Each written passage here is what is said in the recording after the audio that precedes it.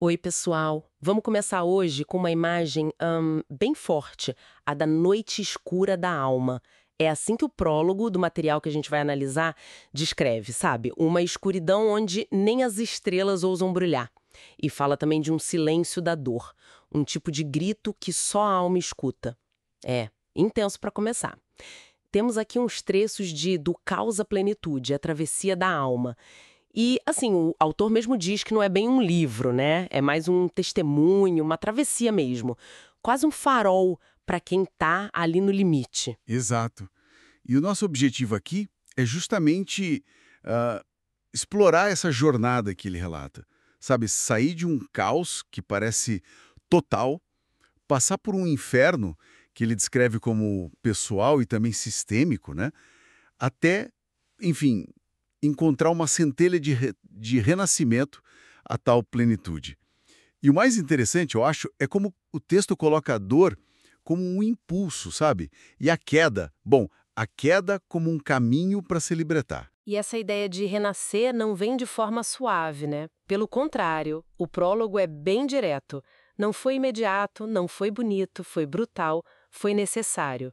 Ele descreve, assim, um processo de ser empurrado para dentro de si mesmo, sabe?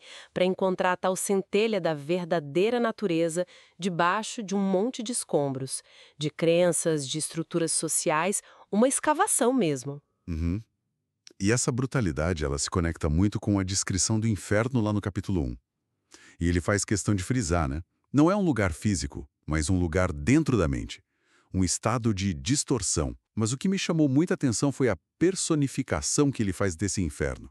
Ele diz que tinha nome, CPF e usava toga. Olha, nossa, que forte isso. É uma crítica muito ácida a um sistema de justiça que ele percebeu como desumano, indiferente, onde a dor vira só um número de protocolo, né? Protocolada como rotina. É impactante mesmo ele colocar dessa forma, personificar assim, e o texto vai descrevendo o efeito disso tudo, né, ligado a uma falsa acusação, a batalha na justiça, ele chama de guerra espiritual interna.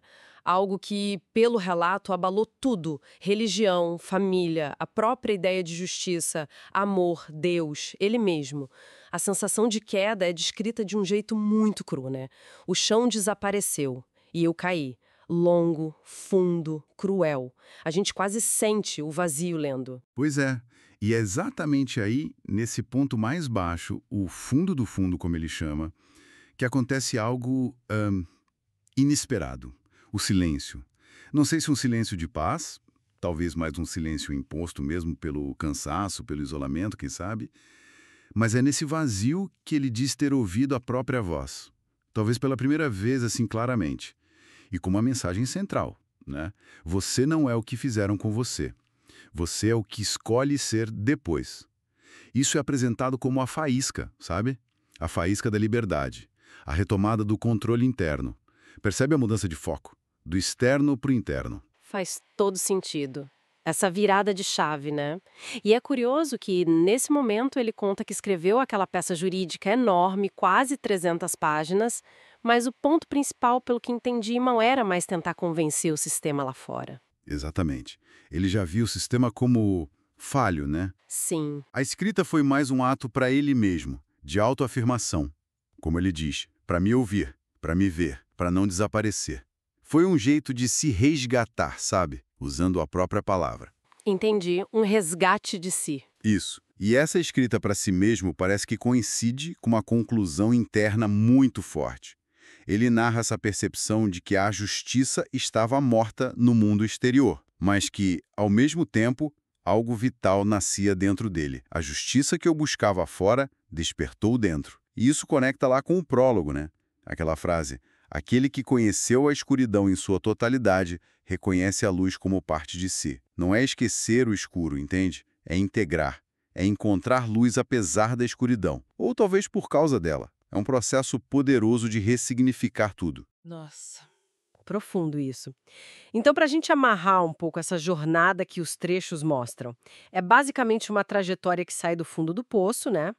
da dor, da injustiça, atravessa esse silêncio, seja ele encontrado ou imposto, e chega na redescoberta da própria força, da voz interior, e a assinatura que ele usa, o filho do relâmpago, aquele que sobreviveu ao fogo sem queimar a alma, nossa, sela bem essa história toda de resiliência, né? Sem dúvida alguma, a mensagem principal que fica desses textos é essa capacidade humana, né? De transformar o sofrimento em motor, e a queda num caminho que diria para a liberdade interior. É um processo que pode rolar mesmo quando tudo fora parece falhar ou até ser hostil. Aponta para uma força interna, uma resiliência que está dentro da gente. E isso, bom, isso deixa a gente com uma reflexão, né? Inspirada por essa leitura. Em que outros momentos de silêncio, talvez forçado, talvez inesperado, momentos bem menos dramáticos, quem sabe, do dia a dia, uma pessoa pode acabar encontrando uma clareza que não esperava, sobre si e sobre o mundo. Onde mais será que o barulho de fora baixa e a voz de dentro consegue, enfim, se fazer ouvir? Fica aí a pergunta.